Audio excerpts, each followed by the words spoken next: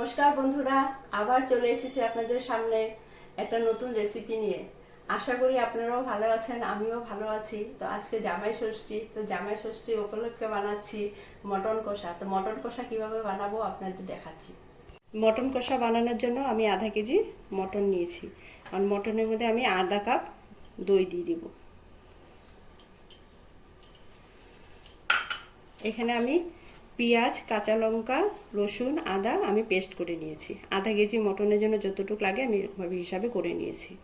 তো আপনারাও এরকম হিসাব মতো নিয়ে নেবেন।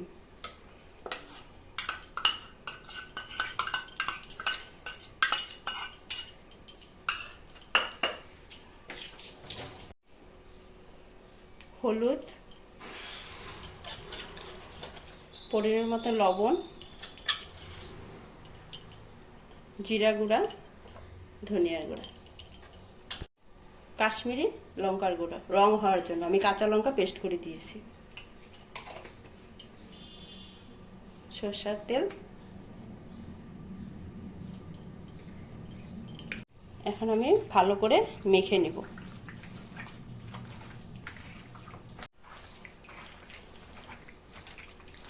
মটনটা আমার ভালো করে মাখানো হয়ে গেছে। এখন আমি আধা ঘন্টা ঢেকে রাখবো। মটনটা মেখে রাখা আমার আধা ঘন্টা হয়ে গেছে। এখন আমি মটনটা বানাবো। মটনটা বানানোর জন্য কড়াই বসিয়ে দিব। মটনটা বানানোর জন্য সরষের তেল দিয়ে দিব। ফোড়নের জন্য আমি পেঁয়াজ নিয়েছি, তেজপাতা, শুকনো লঙ্কা একটা, আর গোটা গরম মশলা।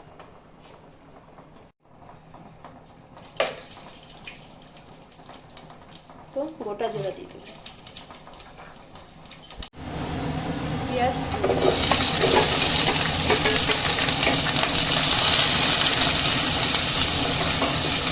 পেঁয়াজটা আমার লাল লাল ভাজা হয়ে গেছে। এখন আমি মটনটা দিয়ে দিব।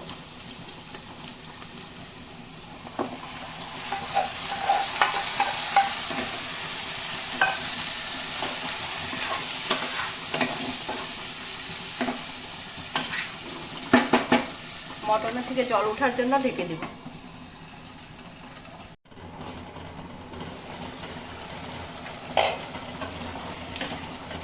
মটনের জলটা আরেকটু শুকাবে। এখন আমি এখানে আলু দিয়ে দিব।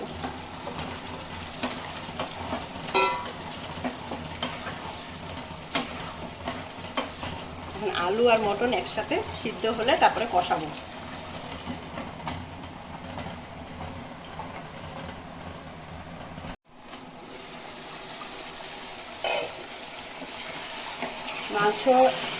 মাংস আর আলু সিদ্ধ হয়ে গেছে। এখন আমি ভালো করে কষিয়ে নেব। আর আমি এটার মধ্যে এক্সট্রা জল দেইনি, মাংস যতটুকু জল ছিল অতটুকু জল দিয়ে ভালো করে আমি সিদ্ধ করে নিয়েছি, আর গ্যাসটা কম করে করেছি।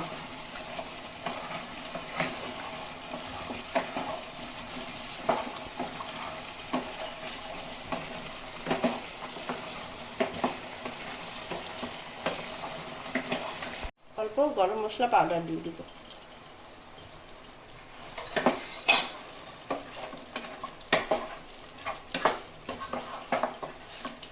মটন কষাটা আমার হয়ে গেছে। এখন আমি নামিয়ে দিব।